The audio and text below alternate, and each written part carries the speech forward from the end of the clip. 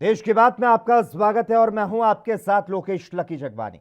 केरल में कोविड-19 महामारी के डर से धीरे धीरे बाहर आ रहे लोगों ने शुक्रवार को फसल कटाई का पर्व विशु हर्षोल्लास के साथ मनाया और एक दूसरे के लिए खुशहाली और समृद्धि की कामना की। महामारी के डर और लॉकडाउन संबंधी पाबंदियों ने पिछले 2 वर्षों में विशु समेत अन्य पारंपरिक त्योहारों की चमक फीकी कर दी थी।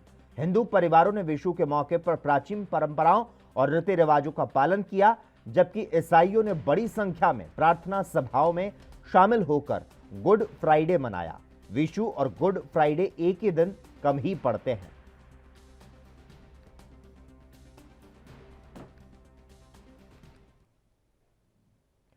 भोले के भक्तों के लिए खुशखबरी है। एक बार फिर से अमरनाथ यात्रा शुरू होने जा रही है। इस साल अमरनाथ यात्रा 30 जून से 11 अगस्त तक चलेगी। श्रद्धालु बैंक, वेबसाइट, एप्लीकेशन या अमरनाथ पहुंचकर यात्रा का रजिस्ट्रेशन कर सकते हैं। अमरनाथ श्री श्राइन बोर्ड के सीईओ नितेश्वर कुमार ने जानकारी दी कि यात्रियों के लिए हेलीकॉप्टर की सेवा बालटाल और नुनवान पर होगी। इस बार करीब 8 लाख लोगों के आने की उम्मीद है।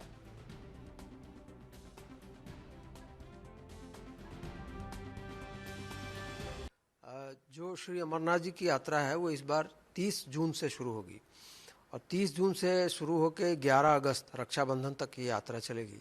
तो तकरीबन 43 डेज 43 दिनों तक ये यात्रा चलेगी और इसमें जो भाग लेने वाले रजिस्ट्रेशन करने वाले इच्छुक लोग हैं वो 13 वर्ष से लेकर 75 वर्ष के बीच होने चाहिए और 6 सप्ताह से कम की गर्भवती माताएं इसमें यात्रा में भाग ले सकती हैं।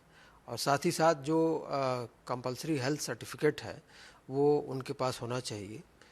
और ये जो कंपलसरी हेल्थ सर्टिफिकेट कौन जारी कर सकता है हर एक स्टेट में, इसकी सूची जो है हमारी श्री अमरनाथ जी श्राइन बोर्ड की वेबसाइट पे है कि कौन डॉक्टर किस ज़िले में अधिकृत है ये सर्टिफिकेट जारी करने के लिए। दूसरा जो महत्वपूर्ण तथ्य है वो ये है कि रजिस्ट्रेशन की जो व्यवस्था है वो 3 अलग अलग रास्तों से मोड्स हैं। एक तो पहला है कि जो व्यक्ति बैंकों में जाना चाहते हैं तो वो फिजिकली बैंक में यस बैंक है, पंजाब नेशनल बैंक है, जेके बैंक है और इस बार हमारे साथ स्टेट बैंक ऑफ इंडिया भी जुड़ा है। तो तकरीबन 550 से अधिक ब्रांचेज में वो जाके यात्रा का रजिस्ट्रेशन करा सकते हैं। जो निर्धारित डॉक्यूमेंट है उनके साथ क्या क्या डॉक्यूमेंट आवश्यक है वो हमने अपनी वेबसाइट पर डाल रखा है। दूसरा, कुछ यात्री होंगे जो हमारी वेबसाइट के माध्यम से भी श्री अमरनाथ जी की जो वेबसाइट है वहाँ से भी ऑनलाइन करा सकते हैं। और तीसरी जो विधा है वो श्री अमरनाथ जी श्राइन बोर्ड का जो ऐप है वो गूगल प्ले स्टोर से आप डाउनलोड करके उसके माध्यम से भी आप। देश के उपराष्ट्रपति एम वेंकैया नायडू 3 दिन तक यूपी में रहेंगे। इस दौरान उपराष्ट्रपति वेंकैया नायडू शुक्रवार को स्पेशल ट्रेन से रामनगरी अयोध्या पहुंचे। उनके साथ उनकी पत्नी एम उषा नायडू भी थी। उपराष्ट्रपति का रेलवे स्टेशन पर भव्य स्वागत किया गया। इसके बाद वे रामलला के दर्शन पूजन के लिए रवाना हो गए। इस दौरान उत्तर प्रदेश के राज्यपाल आनंदीबेन पटेल और उप मुख्यमंत्री केशव प्रसाद मौर्य मौजूद रहे। यहां पहुंचकर सबसे पहले उन्होंने श्री रामलला का दर्शन पूजन किया, फिर प्रेजेंटेशन के माध्यम से मंदिर निर्माण की जानकारी ली। उन्होंने निर्माण से जुड़े हर पक्ष को गौर से देखा और खुश नजर आए। सबसे पहले तो मैं भारत के माननीय उपराष्ट्रपति श्री एम वेंकैया नायडू जी का उत्तर प्रदेश में अयोध्या धाम में बाबा विश्वनाथ धाम में हार्दिक स्वागत और अभिनंदन करता हूँ। और आज अयोध्या आगमन और श्री रामलला की जन्मभूमि का दर्शन, रामलला का दर्शन, हनुमानगढ़ी का दर्शन, सरयू मैया का पूजन, यह इतिहास के पन्नों में इस प्रकार से दर्ज होने वाला है कि आने वाले समय में श्री राम जन्मभूमि पर जब भव्य मंदिर बनकर के तैयार हो जाएगा तो देश के महामहिम राष्ट्रपति जी, देश के माननीय उपराष्ट्रपति जी और देश के माननीय प्रधानमंत्री जी, राज्य के हमारे महामहिम राज्यपाल जी, इन सबका आगमन एक बड़ा संदेश देने वाला है। 500 साल की लड़ाई के बाद रामलला का भव्य मंदिर निर्माण हो रहा है। और हिमाचल दिवस पर सीएम जयराम ठाकुर ने बड़ा ऐलान किया। सीएम जयराम ठाकुर ने चंबा में आयोजित राज्य स्तरीय कार्यक्रम में महिला को सरकारी बसों में आधा किराया लगने की घोषणा की। मुख्यमंत्री ने कहा कि प्रदेश की तरक्की में महिलाओं का काफी योगदान है। अब सरकारी बसों में महिलाओं से तय दरों से आधा किराया लिया जाएगा। वहीं प्रधानमंत्री नरेंद्र मोदी ने 75वें स्थापना दिवस पर हिमाचल प्रदेश की जनता को बधाई दी। दिवस पर देवभूमि के सभी लोगों को हार्दिक शुभकामनाएं। ये बहुत सुखद संयोग है कि देश की आजादी के 75वें वर्ष में हिमाचल प्रदेश भी अपना 75वां स्थापना दिवस मना रहा है। आजादी के अमृत महोत्सव में हिमाचल प्रदेश में विकास का अमृत हर प्रदेशवासी तक निरंतर पहुंचता रहे, इसके लिए हम सभी के प्रयास जारी हैं। हिमाचल के लिए अटल जी ने कभी लिखा था, बर्फ ढकी पर्वतमालाएं, बर्फ ढकी पर्वतमालाएं, नदियां, झरने, जंगल, किन्नरियों का देश, देवता डोले पल पल। सौभाग्य से मुझे भी प्रकृति के अनमोल उपहार, मानवीय सामर्थ्य की पराकाष्ठा और पत्थर को चीरकर अपना भाग्य बनाने वाले हिमाचल वासियों के बीच रहने का, उनके दर्शन करने का बार बार अवसर मिला है। मैं समझता हूं कि हिमाचल के सभी लोगों के लिए एक ऐतिहासिक निर्णय है, जहां पर हिमाचल प्रदेश में 125 यूनिट तक किराया नहीं दिया जाएगा। 11.5 लाख परिवार इससे जो है लाभान्वित होंगे पूरे हिमाचल प्रदेश में। इसलिए आज के इस पावन अवसर पर मैं इस घोषणा को करते हुए मुझे प्रसन्नता है कि हिमाचल प्रदेश के 11.5 लाख परिवारों को उसका लाभ होगा, यानी कि 0 से 125 यूनिट तक बिजली खर्च करने वाले परिवारों को कोई भी बिल नहीं देना होगा। ये मैं आपके बीच में कहना चाहता हूं। और इसका लगभग 250 करोड़ रुपए का जो है वो हिमाचल प्रदेश की जनता को उसका लाभ होगा। 250 करोड़ रुपए का जो है उसका लाभ होगा।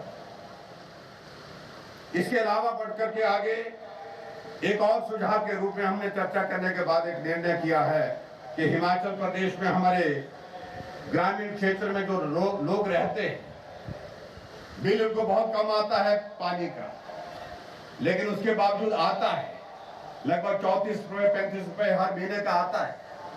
और 3 महीने 4 महीने के बाद ये पानी का बिल देते हैं, और जिस पर हिमाचल प्रदेश में लगभग हमको 30 करोड़ के लगभग जो हमको हिमाचल प्रदेश सरकार को आय होती है। और आज के इस ऐतिहासिक अवसर पर, इस ऐतिहासिक चौगान के मैदान में मैं आज घोषणा करता हूं, ग्रामीण क्षेत्रों में रहने वाले हमारे गांव के लोगों को पानी का बिल भी माफ कर दिया जाएगा, कोई बिल नहीं दिया जाएगा। हिमाचल प्रदेश में चुनावी मौसम आ चुका है। मई माह में शिमला नगर निगम और साल के आखिर में प्रदेश में विधानसभा चुनाव होने हैं। चंबा में सीएम जयराम ठाकुर के बड़े ऐलान के साथ ही भारतीय जनता पार्टी ने चुनावी बिगुल फूंक लिया। हिमाचल दिवस के मौके पर एक राज्य स्तरीय कार्यक्रम को संबोधित करते हुए ठाकुर ने कहा कि प्रदेश की जनता के लिए पहले 60 यूनिट बिजली फ्री थी, जिसे अब 125 यूनिट कर दिया गया। इससे प्रदेश सरकार पर 250 करोड़ का अतिरिक्त भार पड़ेगा। इसके अलावा ग्रामीण इलाकों में रहने वाले किसानों के पानी के बकाया बिल माफ होंगे, तो साथ ही प्रदेश की महिलाओं को हिमाचल परिवहन निगम की बसों में किराए पर 50% की छूट देने का ऐलान किया गया है। हिमाचल प्रदेश में कामकाज के सिलसिले में आना जाना होता रहता है, बसों में सफर रहता है, तो आज के इस अवसर पर मैं घोषणा करता हूं, जो बहनें, हमारी माताएं बहनें बसों में सफर करेंगी, उनसे सिर्फ 50% किराया लिया जाएगा। 50% आबादी का और 50% उनको किराया जो है बसों में लिया जाएगा। आधा किराया जो है वो नहीं लिया जाएगा। ये हमने तय किया है। इस अवसर पर मैं समझता हूं कि हमारी बहनों को, माताओं को ये बहुत बड़ा एक तोहफा होगा कि 50% आबादी के हिस्से को 50% ही किराए में छूट मिलेगी आने जाने की। ये मैं आपके बीच में आज के इस अवसर पर घोषणा करता हूँ। मैं आपके बीच में ये कहना चाहता हूँ कि हिमाचल प्रदेश में हमने सब जगह से फीडबैक लेने के बाद सभी बहुत सारे लोगों से सुझाव आने के पश्चात निर्णय लिया है, जिस निर्णय की मैं आज आपके इस चौगान के ऐतिहासिक मंच पर मैदान में घोषणा कर रहा हूं कि हिमाचल प्रदेश में 0 से 125 यूनिट तक जीरो बिल दिया जाएगा। कोई भी किराया नहीं दिया जाएगा। और ये मैं समझता हूं कि हिमाचल के सभी लोगों के लिए एक ऐतिहासिक निर्णय है, जहां पर हिमाचल प्रदेश में 125 यूनिट तक किराया नहीं लिया जाएगा। 11.5 लाख परिवार इससे जो है लाभान्वित होंगे पूरे हिमाचल प्रदेश में। इसलिए आज के इस देश के बाद में खबरों का सिलसिला लगातार जारी रहेगा। हम यहां पर रुकते हैं एक छोटे से ब्रेक के लिए, जल्द हाजिर होते हैं।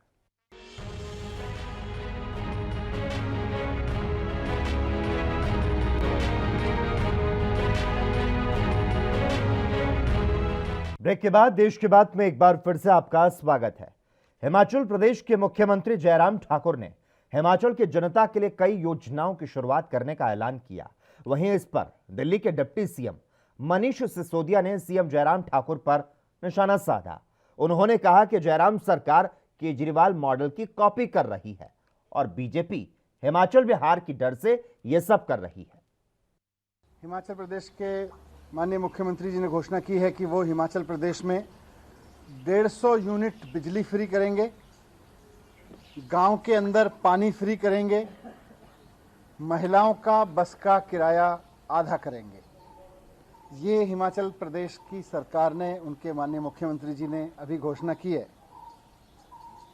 हमने तो सुना था कि भारतीय जनता पार्टी आम आदमी पार्टी से डरी हुई है, लेकिन आज उनकी अनाउंसमेंट से समझ में आ गया कि आम आदमी पार्टी को लेकर भारतीय जनता पार्टी के मन में हार का बहुत ज़बरदस्त खौफ है। कहते हैं बिजली फ्री नहीं होनी चाहिए, फ्री का मजाक उड़ाते हैं, हर जगह कहते हैं ये फ्री तो देशद्रोही है। केंद्र की सरकार में भी रिव्यू करके मीडिया को बताते हैं कि पूरी की पूरी केंद्र सरकार कह रही है फ्री तो बर्बाद कर रहा है। और हिमाचल प्रदेश में चुनाव आया तो केजरीवाल मॉडल ऑफ गवर्नेंस की कॉपी करने की नाटक करने लगे हिमाचल प्रदेश में। हिमाचल प्रदेश में आज भारतीय जनता पार्टी ने जो अनाउंसमेंट्स किए हैं, भारतीय जनता पार्टी की सरकार ने, वो केजरीवाल मॉडल ऑफ गवर्नेंस। 15 अप्रैल को हिमाचल दिवस पर सीएम जयराम ठाकुर ने चंबा में कुछ बड़े ऐलान किए। 125 यूनिट तक फ्री बिजली और ग्रामीण इलाकों में पानी का बिल माफ करने का ऐलान किया। तो साथ ही प्रदेश की महिलाओं को हिमाचल परिवहन निगम की बसों में किराए पर 50% की छूट देने का ऐलान किया। इन सभी ऐलान पर आपके प्रदेश प्रवक्ता गौरव शर्मा ने तंज कसा। हैरानी की बात यह है कि जो कल तक कुछ कहते थे, कथनी और करनी में यह फर्क नजर आ रहा है। आप दिन प्रतिदिन हिमाचल प्रदेश की जनता के सामने अपने आप को एक्सपोज कर रहे हो। लेकिन मैं आपको फिर एक बार कह देना चाहता हूं, मुख्यमंत्री जी और आपकी सरकार के जितने भी मंत्री, सबको कह देना चाहता हूं कि अब आप बहुत देर कर चुके हो। अब आपके हाथ से जो है जल निकल चुका है, अब आप उसको एकत्रित नहीं कर सकते। हिमाचल प्रदेश की जनता ने आपकी कथनी और करनी को भांप लिया है। आप जो प्रदेश हित और जो जितने भी जन विरोधी फैसले ले रहे हो, उससे हिमाचल प्रदेश की जनता भली भांति वाकिफ हो चुकी है। अब आपको बाहर का रास्ता केवल दिखाना रह गया है। आज मुझे हैरानी भी हो रही है और बहुत खुशी भी हो रही है। इस देश की सबसे बड़ी पार्टी जो अपने आप को ये व्याख्यान करती है कि हिंदुस्तान के अंदर, दुनिया के अंदर हमारे बराबर कोई संगठन नहीं है, और जो हम नीतियां बनाते हैं, जिन चीज़ों पे हम बात करते हैं, उसका कोई सानी नहीं है, उसका कोई तोड़ नहीं है। आज हिमाचल प्रदेश के मुख्यमंत्री जयराम ठाकुर ने जो 125 यूनिट बिजली फ्री देने की घोषणा की हिमाचल दिवस के ऊपर, और साथ में उन्होंने ग्रामीण क्षेत्रों में पानी जो है उसको कहा कि हम फ्री देंगे, और महिलाओं का जो बस किराया है वो आधा लगेगा। आखिरकार कल तक जो मुफ्त शब्द का इस तरीके से प्रयोग करते थे कि ये केजरीवाल जो है हिंदुस्तान को श्रीलंका की ओर ले जाएगा, आर्थिक सारी चीजों पे जो है सारा डगमगा जाएगा हिंदुस्तान का जितनी नीतियां हैं, और आज ये मुफ्त की बात कर रहे हैं और मुफ्त को इंप्लीमेंट कर रहे हैं। आखिरकार ये सिर्फ और सिर्फ केजरीवाल। हिमाचल दिवस के मौके पर चंडीगढ़ में भी रंगारंग कार्यक्रम आयोजित किए गए। अखिल भारतीय प्रवासी हिमाचली संयुक्त मोर्चा की ओर से हिमाचल दिवस को लेकर चंडीगढ़ शहर में 2 दिवसीय कार्यक्रम का आज से आगाज हुआ। पहली बार करवाए जा रहे कार्यक्रम में देश भर में अलग अलग राज्य में बसे हिमाचली इकट्ठा हुए। 2 दिवसीय कार्यक्रम में श्री भागवत कथा, ज्ञान यज्ञ, प्रवचन के साथ साथ हिमाचली संस्कृति को लेकर कार्यक्रम करवाए जा रहे हैं। अखिल भारतीय प्रवासी हिमाचली नाटक प्रांत के अध्यक्ष राजेश ठाकुर ने बताया कि हिमाचली लोगों को उनकी संस्कृति और पृष्ठभूमि से जोड़े रखने के साथ साथ देश भर में बसे हिमाचली लोगों की समस्याओं को साझा करने के लिए ये प्रोग्राम तय किया गया। 15 अप्रैल है और 15 अप्रैल में हम हिमाचल दिवस मनाने के लिए, यह इतिहास में पहली बार है कि हम लोग सारे हिमाचल के जो लोग देश के अलग अलग राज्यों में रहते हैं, हमने चंडीगढ़ में सब लोगों ने संयुक्त रूप में अखिल भारतीय प्रवासी हिमाचली संयुक्त मोर्चा के नेतृत्व में हमने यहाँ आज ये कार्यक्रम रखा है। हिमाचल दिवस हम लोग मना रहे हैं। हिमाचली धाम, हिमाचली कल्चर है, उसका हम आयोजन हमने किया हुआ है। और साथ ही जो हमारे लोग हिमाचल के अलग अलग राज्यों में अलग अलग क्षेत्र में रहते हैं, जिन्होंने कोई सामाजिक क्षेत्र में या अन्य क्षेत्र में जो महत्वपूर्ण कार्य किए हैं, उन लोगों को आज हम शान हिमाचल अवार्ड भी देने जा रहे हैं। आपकी कोई इस दौरान, क्योंकि कई तरह की दिक्कत अलग अलग समाज की रहती है, इस तरह की आपकी भी कोई दिक्कत है जो हिमाचल सरकार से हो या आने वाले समय में आप उठाने जा रहे हैं? देखिए, हमारा जो कार्यक्रम जो हमने रखा था ये 2 दिवसीय, इसमें भागवत का भी हमने कार्यक्रम रखा था।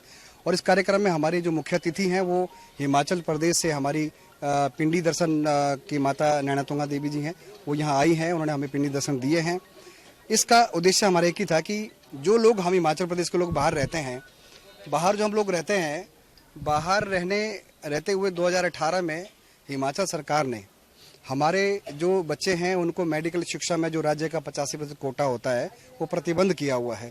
हमने सरकार के समक्ष अपनी मांग रखी है, अपनी बात रखी है और सरकार से आग्रह किया है कि जो लोग बाहर रहते हैं उन बच्चों को अपने जन्मभूमि में 85% जो राज्य कोटा है उसको जो प्रतिबंध किया है वो प्रतिबंध बहाल होना चाहिए।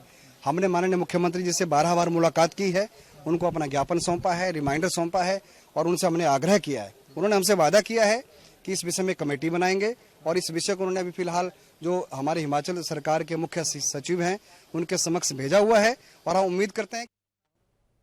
हिमाचल दिवस के अवसर पर शुक्रवार के दिन मंडी के ऐतिहासिक सेरी मंच पर जिला स्तरीय कार्यक्रम का आयोजन किया गया। इस अवसर पर हिमाचल प्रदेश सरकार के जल शक्ति मंत्री महेंद्र सिंह ठाकुर ने मुख्य अतिथि के रूप में शिरकत की। उन्होंने राष्ट्रीय ध्वज फहराया और पुलिस, होमगार्ड, एनसीसी की टुकड़ियों की परेड को सलामी ली। इस दौरान मंडी के शहरी मंच पर सांस्कृतिक कार्यक्रमों का आयोजन किया गया, जिसमें स्कूली बच्चों ने अपनी प्रतिभा का प्रदर्शन किया।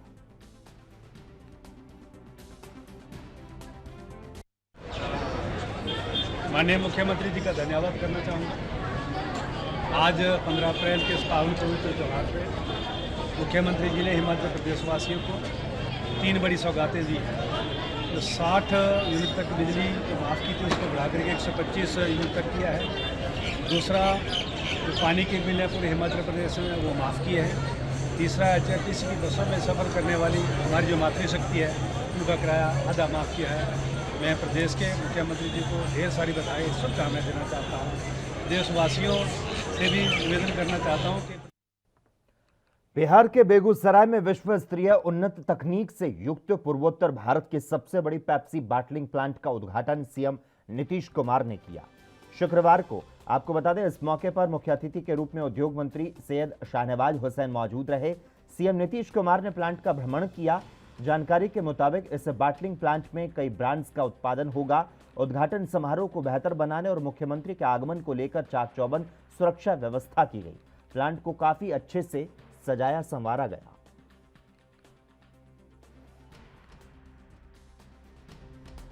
उसके बाद जो काम शुरू किया तो इतने कम समय में इन्होंने पूरा का पूरा सब चीज का निर्माण कार्य 4 तरह का शुरू कर दिया। ये बहुत बड़ी बात है। और उसके बारे में डिटेल तो ये लोग आपको बताएंगे, लेकिन हमने एक एक चीज़ को देख लिया है, बहुत अच्छा है। और न सिर्फ यहाँ यूज करेंगे बल्कि इतना बढ़िया ये बना रहे हैं कि लोग बिहार के बाहर भी इसको यूज करेंगे। बिल्कुल सर, सब जगह जाएगा, तो ये बड़ी चीज़ है। और सचमुच बिहार में इस तरह का उद्योग पहली बार स्थापित हुआ है, इसके लिए मैं इनको बधाई देता हूँ।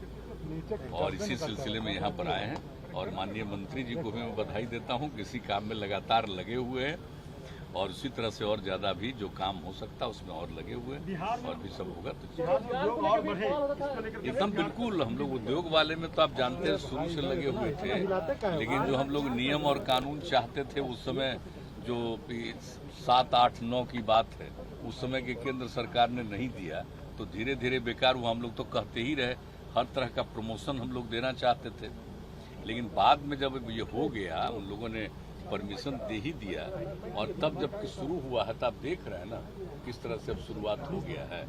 अब उसी में जो ये बता देंगे आपको कितना 17 हो गया है, 17 इथेनॉल का भी। अब आप सोच न लीजिए कि इथेनॉल वाला हम लोग कब चाहते थे। इसके साथ उन्होंने उद्योग विभाग की जिम्मेवारी दी थी और बड़े विजन के साथ मुख्यमंत्री जी ने काम किया। जो चीनी मिल की जमीन थी जो खाली थी वर्षों से, वो इंडस्ट्री डिपार्टमेंट को ट्रांसफर की और ये ईस्टर्न इंडिया का सबसे बड़ा प्लांट बना है। जयपुरिया साहब का और डॉक्टर तिरहान साहब जो मशहूर डॉक्टर हैं, आज इस सरजमी पर आए हैं। मुख्यमंत्री जी ने उनकी प्लांट को देखकर इतनी खुशी जाहिर की है कि अगर आप अंदर जाएंगे तो आपको लगेगा नहीं कि बिहार में इतना अच्छा प्लांट लग सकता है। जयपुरिया साहब ने कमिटमेंट किया है कि वो चीनी मिल के लिए भी आगे बढ़ेंगे और यहाँ का जो इस इलाके में सबसे ज्यादा लीची होती है, तो लीची का भी प्रोसेसिंग होगा। आम को अभी ये प्रोसेसिंग करेंगे और अनानास का जो पाइनएप्पल है उसका भी प्रोसेसिंग जो किशनगंज इलाके में होता है वहाँ से लाके यहाँ पे करेंगे। यहाँ रोजगार भी मिलेगा। यहाँ जो रोजगार है आसपास के लोगों को, स्थानीय लोगों को मिलेगा। और इनके प्लांट में बहुत से लोग बिहार के बाहर काम कर रहे हैं। उनको हमने अनुरोध किया है कि मुख्यमंत्री जी की इच्छा है कि अगर वो अपने राज्य में आकर, अगर वो एक्सपर्ट हैं, क्योंकि इसमें कई एक्सपर्ट लगेंगे, वो भी इस प्लांट में अगर ट्रांसफर लेना चाहेंगे तो थोड़ी। खबरें लगातार जारी हैं। यहां वक्त हो चला है एक और छोटे से ब्रेक का।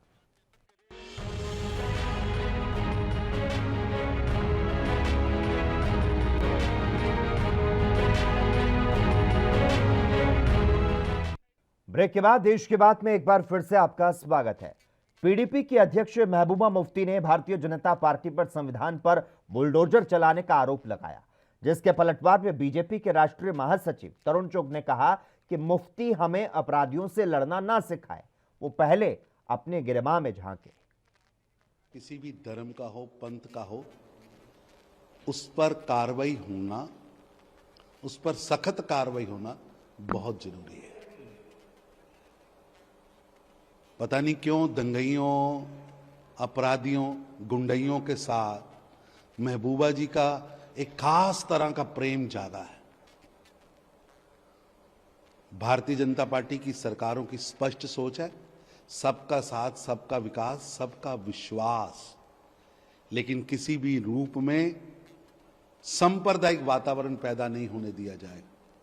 लेकिन कुछ लोग जानबूझकर सांप्रदायिक वातावरण पैदा कर रहे हैं और ऐसे लोगों पर सख्त कार्रवाई की जा रही है। आप उसको सांप्रदायिक रंग मत दीजिए।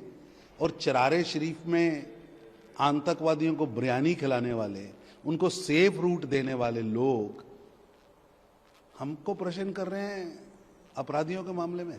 अपना गिरेबान झांके। जिनके सपनों में कभी पाकिस्तान आता है, कभी चाइना आता है, जो कभी कहती हैं कि भारत का तिरंगा उठाने वाला नहीं मिलेगा, वो हमें अपराधियों से कैसे लड़ना वो सिखा रहे। हमारी सरकार की स्पष्ट सोच है, सांप्रदायिक वातावरण ठीक रखा जाएगा, किसी को भी लड़ने नहीं दिया जाएगा, किसी को दंगा नहीं करने दिया जाएगा और दंगाई गुंडाई बख्शे नहीं जाएंगे। तो महबूबा जी के पेट में इसमें दर्द हो रही है तो हम कुछ नहीं कर सकते। भाई साहब, दुश्मन कौन हो गया? आप कॉन्स्टिट्यूशन को तोड़कर दिल्ली में मीटिंगें करें, आईएएस आईपीएस ऑफिसर्स को बुलाकर यहां से डिक्टेशन दें और वो व्यक्ति डिक्टेशन दे, ना पंजाब का है, ना उसने पंजाब की शपथ ली है, पंजाब के मंत्रिमंडल में शपथ ली है, ना उसका पंजाब की लेजिस्लेटिव से कोई लेना देना है। वो यहां पर सुपर चीफ मिनिस्टर की भूमिका में बैठकर पंजाब की सरकार को चलाए। ये पीडीपी के अध्यक्ष महबूबा मुफ्ती ने भारतीय जनता पार्टी पर संविधान पर बुलडोजर चलाने का आरोप लगाया। उनके इस ट्वीट पर आरजेडी नेता मनोज झा ने करारा जवाब दिया। उन्होंने कहा कि हम जैसे नेता आवाज उठाते रहेंगे, फिर चाहे बुलडोजर चलाओ या फिर सुपर बुलडोजर चलाओ। वहीं उन्होंने रामनवमी पर हुई हिंसा को लेकर भी प्रतिक्रिया दी। अचानक लोग तालियां पीटने लगते हैं। ये बुलडोजर किसी घर पे नहीं चल रहा है रे भाई, ये बुलडोजर रूल ऑफ लॉ पे चल रहा है। अगर एग्जीक्यूटिव ही जुडिशियरी के रोल में तब्दील कर ले, आज जो ये ताली बजा रहे हैं ना, कल को सन्नाटा पसर जाएगा हर ओर। और उन्होंने एक बहुत बड़ी बात कही कि कश्मीरी पंडितों के पलायन को लेकर कहा है आप कहां थे घाटी के मुसलमानों को। और उन्होंने एक सवाल पूछा, लेकिन मैं उनको ये कह देना चाहता हूं महबूबा जी को कि सनद रहे, आज भी हिंदुस्तान की अक्सरियत का एक बड़ा हिस्सा भाजपा की नीति और नियत से इत्तेफाक नहीं रखता है। जितनी ताकत ईश्वर ने दी है उतनी ताकत से हम बोल रहे हैं।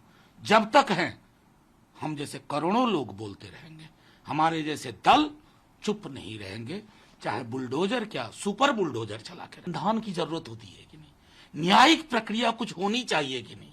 अगर ये तय कर लिया है कि इस देश में जुडिशियरी की कोई आवश्यकता नहीं है ना, तो मुफस्सिल से लेकर के सर्वोच्च न्यायालय तक में ताले लटका दीजिए शिवराज जी, यही व्यवस्था चलने दीजिए। तब तो आपके दल में जिन लोगों पे आरोप पहले लगे थे उन पर भी बुलडोजर चलता तो कैसा लगता। ये एक प्रश्न व्यवस्था का है, ये प्रश्न न्यायिक प्रक्रिया का है। लेकिन अगर शिवराज जी इन चीजों को नहीं समझ रहे हैं तो इसका मतलब वक्त ने बहुत बड़ा सितम कर दिया उन प्रति। इस देश ने रामनवमी 14 से मनाना नहीं शुरू किया, उससे पहले भी रामनवमी हुआ करते थे। दुख तो यह है ना कि मर्यादा पुरुषोत्तम राम का नाम लेने के बाद जो आस्थाएं यहां जगा करती थे ना, उनके मायने आपने बदल दिए। ये चिंता का विषय है। हुजूर, इस देश में जय सिया राम एक दूसरे के अभिवादन का हिस्सा होता था। उत्तर भारत में मैंने खुद देखा क्या कर दिया हमने। कहीं तो कुछ बदल गया है ना इस देश में। आबो हवा में जब जहर घुलेगा ना, तो एक व्यक्ति एक समुदाय तक नहीं। जेडीयू के महासचिव केसी त्यागी ने कहा कि बुलडोजर संस्कृति संविधान के अनुकूल नहीं। कोई कार्रवाई करने के लिए जो संविधान में है उसके अनुसार ही कार्रवाई करनी चाहिए। बुलडोजर संस्कृति संवैधानिक प्रक्रिया के अनुकूल नहीं है। इसमें अदालत की अवहेलना होती है। अदालत के आदेश के बाद आप कुछ भी करने के लिए स्वतंत्र हैं। केंद्र और राज्य संबंधों को लेकर के सरकार या कमीशन ने अपनी रपट दी है। हम चाहते हैं कि दिल्ली या राज्यों में सरकारें किसी की हों, लेकिन संघीय ढांचा मजबूत रहना चाहिए। सर, जैसे मामला हुआ जेएनयू के आसपास इस तरह से भगवे झंडे लगा दिए गए, मानो भगवा में हो रहा है, इसको लेकर क्या? सबको अपनी विचारधारा के प्रचार और प्रसार की स्वतंत्रता है, लेकिन दूसरे समूहों की सेंसिबिलिटीज को हर्ट करने का प्रयास नहीं करते। भारतीय जनता पार्टी के नेता और पार्टी आईटी सेल के हेड अमित मालवीय ने बंगाल हिंसा पर कहा कि ममता बनर्जी खुद एक महिला हैं, फिर भी आए दिन महिलाओं के साथ बुरे व्यवहार होते रहते हैं, जो बेहद ही निंदनीय है। दुर्भाग्यपूर्ण है कि एक महिला मुख्यमंत्री के रहते बंगाल में आए दिन महिलाओं के साथ बलात्कार हो रहे हैं। बमबाजी, हिंसा की घटनाएं आम हो गई हैं। चुनाव के परिणाम आने के बाद जो हिंसा का घटना चक्र शुरू हुआ वो अभी तक खत्म नहीं हुआ है। ये सब ममता बनर्जी के मुख्यमंत्री और गृह मंत्री रहते हुए हुआ है। इससे भी ज्यादा दुखद उनके बयान हैं, जहां वो एक 14 वर्ष की बच्ची के साथ हुए बलात्कार को एक लव अफेयर बताती हैं, एक प्रेगनेंसी का वाकया बताती हैं। ऐसे में उनकी सरकार और उनकी पुलिस पर सवाल खड़े होते हैं।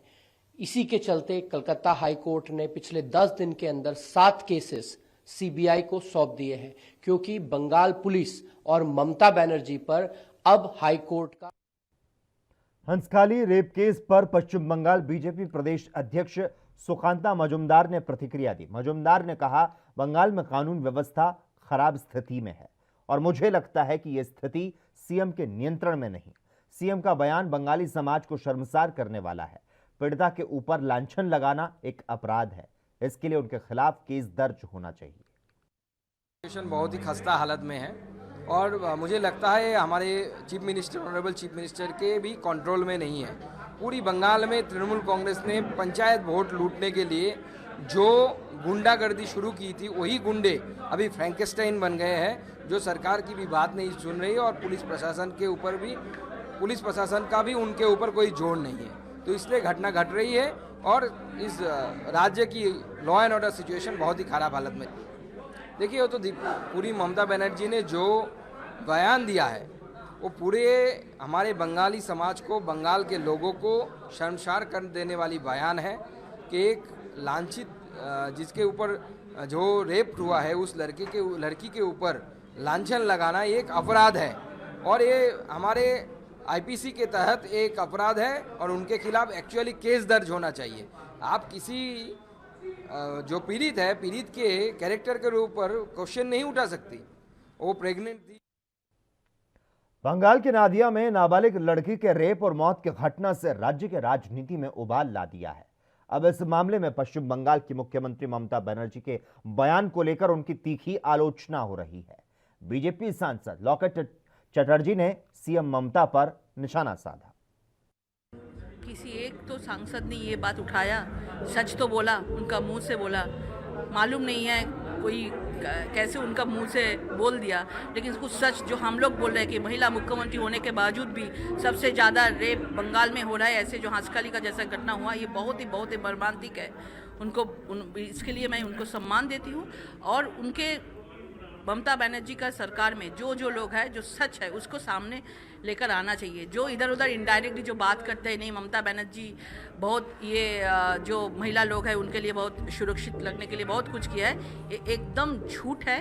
और सौगत जब जो बोला है, सब लोग वही बोल रहे हैं, उन्होंने आवाज़ उठाया जनता का। टीएमसी ऐसा भी कह रही है कि जब कोर्ट ने सीबीआई इंक्वायरी दे दी है, उसके बाद बीजेपी की फैक्ट फाइंडिंग कमेटी घटनास्थल पर जरूर जाएंगे। नेशनल पार्टी है, उनको भी जिम्मेदारी है। बंगाल में बहुत सारा महिला लोगों की भी उनका जिम्मेदारी है।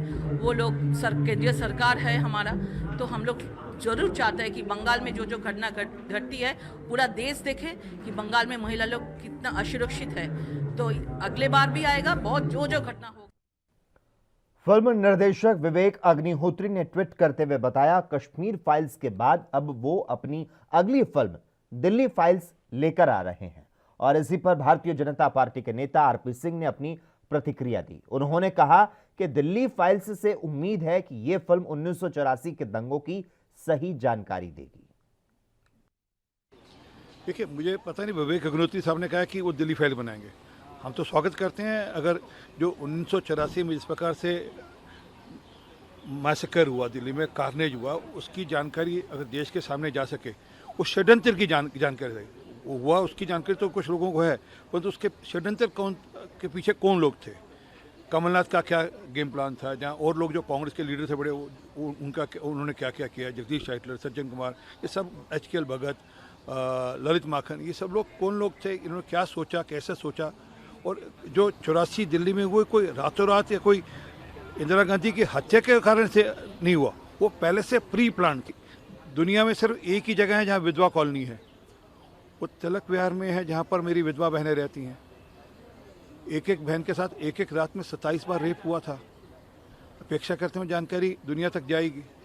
उनके छोटे छोटे बच्चों को उनके सामने काट कर मार दिया गया था और पति को और घर के बाकी लोगों को टायर डालकर जलाया गया था।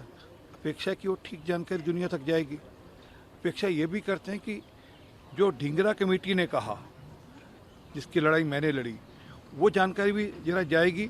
जिस ढींगरा कमेटी ने कहा कि पुलिस, एडमिनिस्ट्रेशन और सरकार तीनों लोग इन्वॉल्व थे। इंसाफ की लड़ाई तो हम लोग कोर्ट में लड़ रहे हैं। मैंने वो लड़ाई लगभग 35 साल से कोर्ट में लड़ी है और मैं आज कह रहा हूँ अगले 35 साल लड़नी पड़े लड़ेंगे और जरूरत पड़ेगी मेरे बच्चे वो लड़ाई लड़ेंगे। हम ये छोड़ने वाली नहीं लड़ाई, ये तो इंसाफ की लड़ाई लड़ेंगे। परंतु द कश्मीर फाइल्स के बाद विवेक रंजन अग्निहोत्री द दिल्ली फाइल्स बनाएंगे।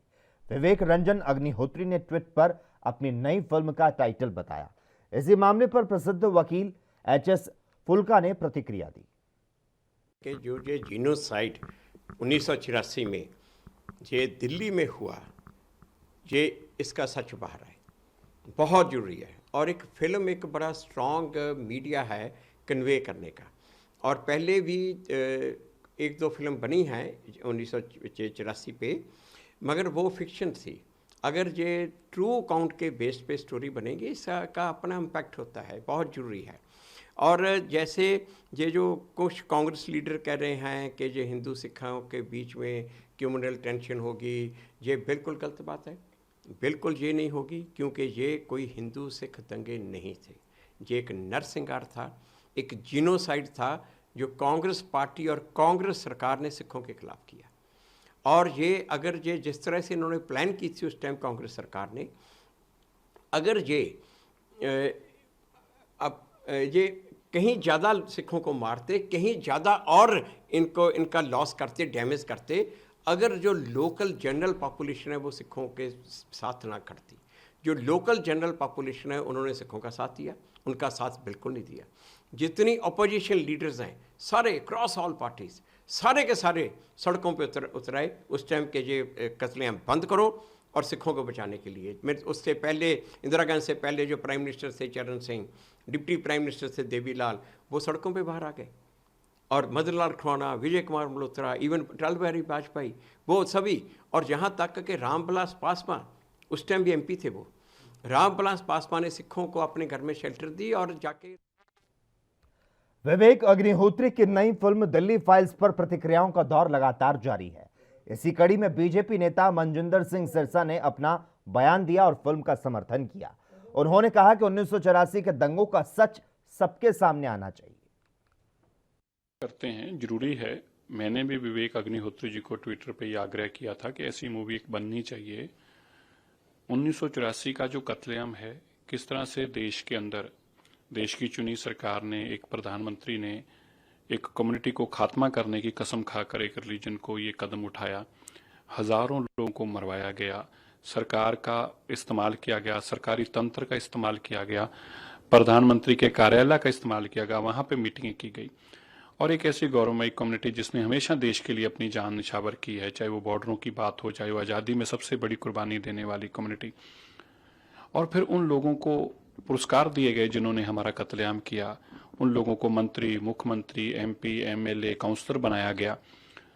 बकायदा हमें इंसाफ भी नहीं लेने दिया गया। और देश के प्रधानमंत्री बड़े फकर से मंच के ऊपर खड़े होकर कहें कि जब बड़ा पेड़ गिरता है तो धरती हिलती है, जस्टिफाइड भी करें हमारे कत्लेआम को। ये सारी बातें देश के सामने आनी चाहिए। जो हमारे मन में पीड़ा है, इतने सालों से दर्द है, क्या क्या हमने झेला है, क्यों हमारे मन में ये दर्द और पीड़ा है, ये भी लोगों को समझ में आना चाहिए। और जिन लोगों ने ये सारे कत्लेआम को अंजाम दिया, उनका चेहरा भी लोगों के सामने नशर होना चाहिए, सामने आना चाहिए। क्यों सज्जन कुमार जैसे लोग जेलों में सड़े, क्यों टाइटलर और कमलनाथ को भी जेल में डाला जाए, क्यों देश का सबसे बड़ा आतंकी परिवार जो है वो। डायरेक्टर विवेक अग्निहोत्री दूसरी कहानी को पर्दे पर उतारने की तैयारी में जुट चुके हैं। फिल्म का नाम उन्होंने द दिल्ली फाइल्स बताया है।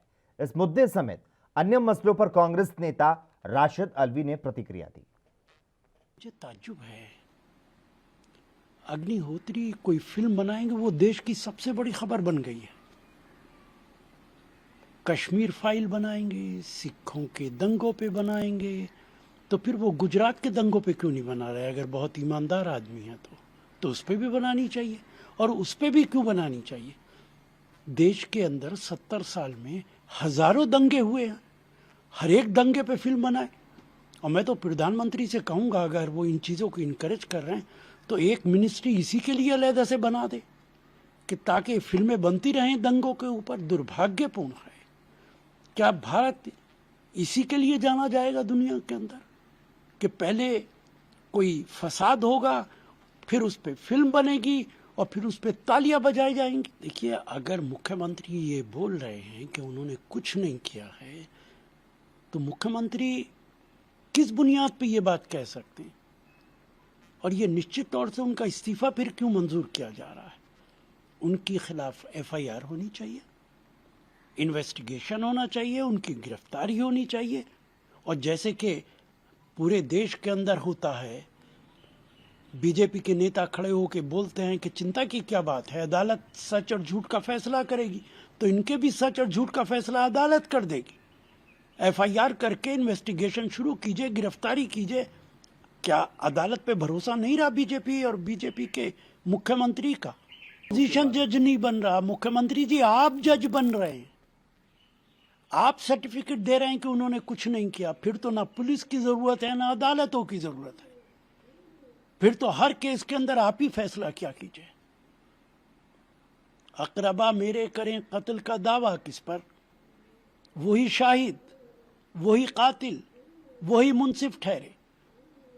तो मुख्यमंत्री जी, आप ही गवाही देंगे, आपका मंत्री ये सब कुछ करेगा और अदालत भी आप ही लगाएंगे। आप फैसले क्यों बंगाल जाके वो परेशान हुए और नड्डा जी को यहीं दिल्ली में बैठ के रिपोर्ट दे सकते थे? अगर ऐसा कुछ हुआ है तो मुख्यमंत्री को। केंद्रीय मंत्री रामदास अठावले ने मुंबई के BIT चौल में बाबा साहेब का स्मारक बनाने की मांग महाराष्ट्र की उद्धव सरकार से की। सुनते हैं क्या कुछ कहा उन्होंने। संविधान के शिल्पकार भी है, दलितों के मसीहा तो है ही है, लेकिन पूरे भारत के महामानव है और उन्होंने मतलब पूरे देश भर के लिए बहुत बड़ा काम किया है, देश का संविधान लिखा है। वो बाबा साहब अम्बेडकर जो BIT चिचाल है, यहाँ BIT चिचाल में रूम नंबर 50 में 1912 से लेकर 1934 तक कम से कम 22 साल तक यहाँ रहते थे। और यहाँ बाबा साहब का एक अच्छा स्मारक होना चाहिए और इसीलिए माननीय मुख्यमंत्री उद्धव ठाकरे जी जब शुरू में मुख्यमंत्री बन गए थे तो पहले शायद 1-2 महीने में वो इधर आए थे और उन्होंने BIT चाली में बाबा साहब अम्बेडकर जहाँ रहते थे तो मतलब यहाँ उनका उचित स्मारक बनाने के बारे में उन्होंने मतलब अनाउंसमेंट की थी, लेकिन अभी तक इसका कोई आराखड़ा तैयार नहीं हुआ है। तो माननीय मुख्यमंत्री साहब के पास हमारी मांग है कि भाई इसके लिए एक 40-50 करोड़ रुपए जो है इस मेमोरियल की मंजूर करना चाहिए, क्या होना चाहिए, इसी तरह की हमारी मांग है। जिस तरह हिंदू मिल का काम तो चल ही रहा है, 224 तक वो काम पूरा होने वाला है। चैत्य भूमि जो है, चैत्य भूमि का भी जो डेवलपमेंट है वो भी बाकी है। वहाँ जो स्तूप है, ये स्तूप मतलब अभी मतलब उसका अपने बहुत साल हो गए हैं और उसका भी जो रिन्यूएशन है या वहाँ नया जो स्तूप है, ये नया स्तूप भी वहाँ खड़ा करने की आवश्यकता है। उसी तरह बाबा साहब अम्बेडकर जी ने देश के लिए बहुत बड़ा काम किया, इसीलिए उनका जिस तरह हिंदू मिल का स्मारक के लिए जितना भी पैसा खर्च करने की भूमिका सरकार की है, माननीय नरेंद्र मोदी जी ने इसका भूमि पूजन किया था और देवेंद्र फडणवीस जी की सरकार ने इसको मंजूरी दी थी। अभी माननीय उद्धव ठाकरे जी की सरकार है, सरकार कोई भी हो, लेकिन बाबा साहब के स्मारक का काम पूरा जल्दी होना चाहिए। इसी तरह की हमारी मांग है और ये जो BIT चाल है हमारे लिए बहुत बड़ा मतलब। बिहार के पूर्व मुख्यमंत्री जीतन राम मांझी ने एक बार फिर भगवान राम के अस्तित्व पर सवाल उठाए। जमुई में गुरुवार को अंबेडकर जयंती के कार्यक्रम में उन्होंने कहा, राम भगवान नहीं थे, वे तो तुलसीदास और वाल्मीकि रामायण के पात्र थे। मांझी ने कहा कि रामायण में बहुत सी अच्छी बातें लिखी हैं, इसीलिए हम उसे मानते हैं, लेकिन राम को नहीं जानते। मांझी यही नहीं रुके, उन्होंने आगे कहा कि पूजा पाठ करने से कोई बड़ा नहीं होता, अनुसूचित जाति के लोगों को पूजा पाठ करना बंद कर देना चाहिए।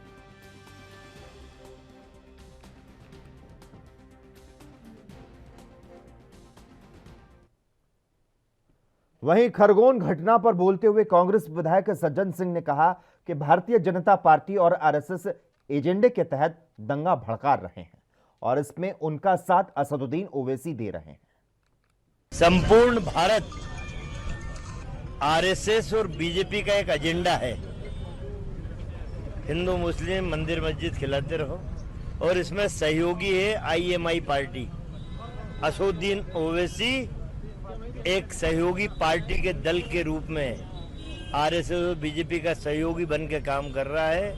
इन दंगों के पीछे बड़ी साजिश है, क्योंकि विकास गौण हो गया, नौजवान के हाथ बेरोजगारी से भरे हैं, सब्जेक्ट गौण हो गया, मेरे देश के किसान को उसकी फसल का उचित मूल्य नहीं मिल रहा है, वो गौण हो गया। अब तो सिर्फ एक ही एजेंडा, बीजेपी मनोविज्ञान की बड़ी ज्ञाता है, भारत के लोगों का मनोविज्ञान पढ़ चुकी है कि इनको हिंदू मुस्लिम खिलाते रहो, मंदिर मस्जिद खिलाते रहो। आजादी के 75 साल हो गए, 75 साल और यदि जनता नहीं समझी तो ये इसी तरह का धीमा। दिल्ली के जवाहरलाल नेहरू विश्वविद्यालय कैंपस के बाहर आज सुबह भगवा झंडे और भगवा जेएनयू के पोस्टर लगे मिले, जिसकी सूचना मिलते ही पहुंची पुलिस ने आनन फानन में झंडे उतरवा दिए। पुलिस का कहना है कि झंडे लगाने वालों की तलाश की जा रही है। जानकारी के मुताबिक ये झंडे और पोस्टर जेएनयू के बाहर वाले रोड और मुख्य गेट के पास हिंदू सेना ने लगाए। वहीं भगवा जेएनयू वाले पोस्टर पर संगठन का नाम लिखा है। आपको बता दें कि रविवार को रामनवमी के दिन वामपंथी छात्र संगठन और अखिल भारतीय विद्यार्थी परिषद के छात्रों के बीच हिंसा हुई, जिसमें कई छात्र घायल हुए। ऐसा माना जा रहा है कि इसी हिंसा के जवाब में जेएनयू के बाहर पोस्टर और झंडे लगाए गए।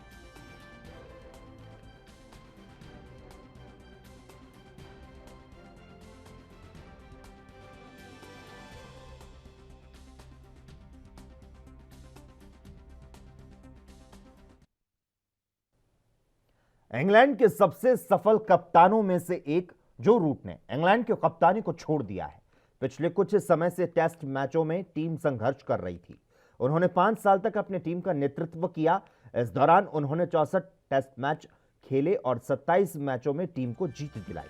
हालांकि 26 टेस्ट मैच में टीम को हार का सामना करना पड़ा, लेकिन कुछ समय से उनकी कप्तानी में टीम संघर्ष कर रही है। पिछले 17 टेस्ट मैच में टीम केवल 1 टेस्ट मैच जीत पाई।